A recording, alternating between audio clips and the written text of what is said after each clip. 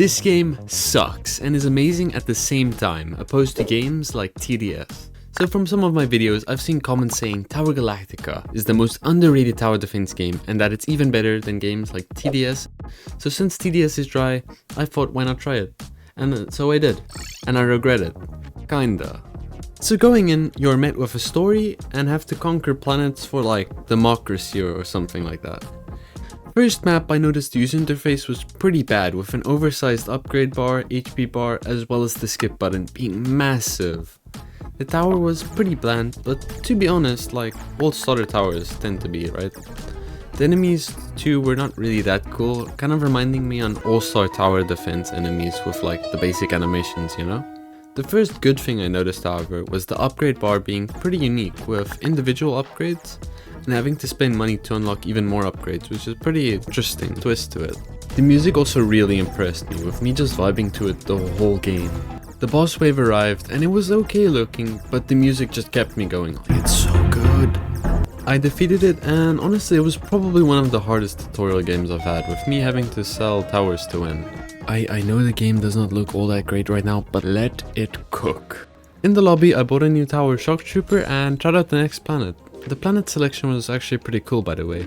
You can only move the ship with WASD keys though, so yeah, I spent a couple seconds being confused. Going in, the map was not doing the game any favors in terms of quality, aka it was bad, but since I had a new tower, I tried ignoring that fact. Me thinking it was a grenade tower, I was surprised on it stunning enemies. Not funny, okay. This time flying enemies were introduced, which looked not all that bad actually.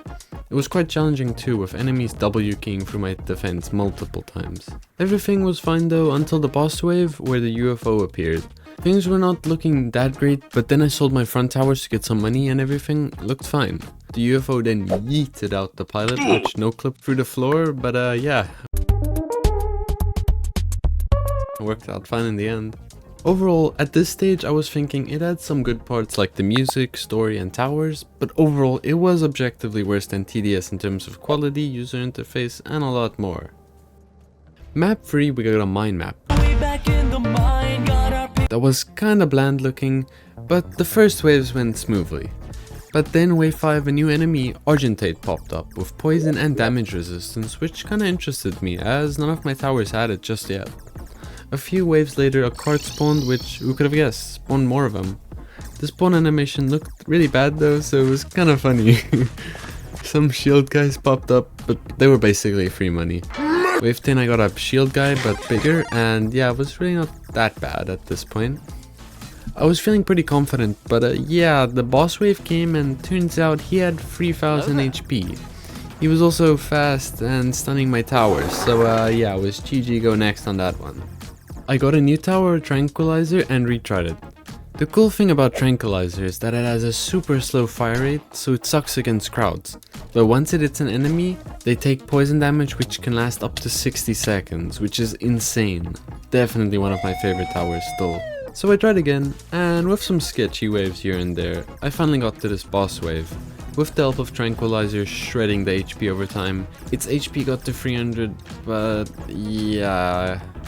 I already had enough for another tower thankfully, so I got Trooper. Basically, it's soldier but it reloads and it's a lot more useful.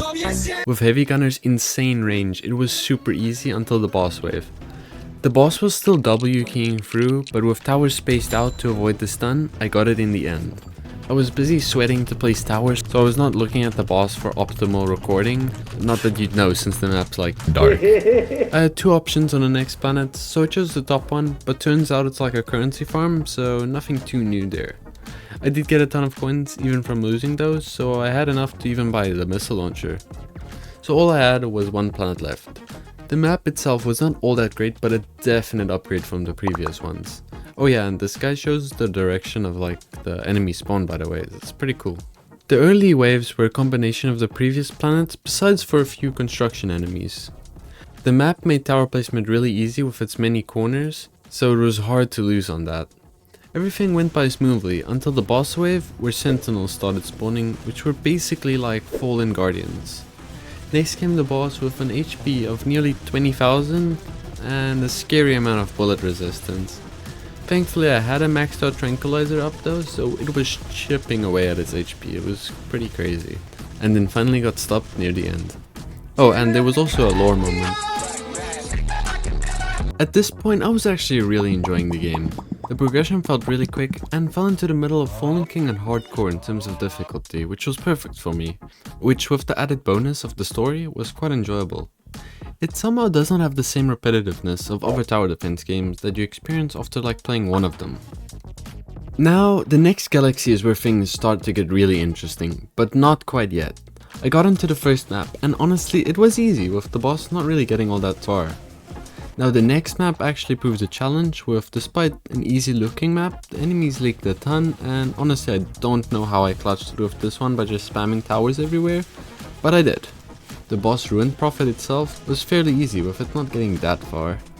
So after reaching this galaxy, you get the Orb of Light for free. It basically makes hidden enemies unhidden, cause like, it's a light. So I equipped it for this map since it basically requires you to. The gems that were missing in the mine showed up, which was nice, but a little bit too shiny maybe? Just me? Yeah? My eyes are burning? A few interesting enemies popped up, namely Curse, an enemy that regenerates health over time, as well as spawning a small hidden upon death. There was also Dreamer, an enemy that stops after reaching 300 HP, and lastly, Angel with a strong regeneration as well as being a ghost. Those were not that big of a problem though. These guys though, they were something else. These diamond enemies have 80% bullet resistance and like 95% of my damage was bullets, so yeah, not good. I then bought the wizard tower with the new galaxy currency and then retried and managed to finish the diamonds this time with relative ease. Boss wave pulls up and I see 9.5k HP and got relaxed, but then I saw it duplicating itself, which kinda gave me a mini heart attack. The duplicates are way weaker, but like it's super hard to know if you're winning or not, right? Because like there's no like stable HP bar. Sure enough though, I got the dub, but also like a heart attack, but that's fine. Now here's where the game gets really intense. So basically, from this map onwards, you can die. This adds a whole new level of pain, and in a way fun, which is hard to explain. The map is all clear and visible at the start, but then that light gets teleported into the gem map because it becomes a horror game. So first try I'm like, this is fine, it's just a little dark, right? I start reading the dialogue and already start to lose HP. Like, game, let me read. Like, why is the first thing that can damage me spawned right as crucial information is popping up? The sad thing is, you have to change the targeting of your towers, otherwise you're gonna get chased for like a minute. It's not fun, would not recommend. Oh yeah, there's also corruption, which fills up this bar that like ends you unless you like get emeralds from these guys. Why is that a thing? I don't know. There's tons of enemies, a summoner that claps his hands to summon floating sharks, but if he claps right next to you, you get yeeted into the abyss. Next are enemies where if you point your flashlight to them, they basically insta-kill you. For an introduction to this mechanic, it was so punishing, it's probably the hardest tower defense game I've ever played. Oh, you thought that was all? There's an enemy that literally forces you to spam the E key to escape. And here I thought holding E would work. It did in fact not work. Due to not being able to upgrade my towers for so long, I lost, which was genuinely frustrating. There's actually player upgrades too, to increase health, sprint, dash and all that, but they take a ton of grinding to upgrade and I wanted to upload a video, you know. I retried this several times, with and without teammates, but could not get past wave 23. I feel like this is the perfect game for the more hardcore TDS players that find anything under hardcore easy. I recommend checking the game out, but if you don't mind, also consider checking that subscribe button. I'd really appreciate it. This took so long. See you on the next one.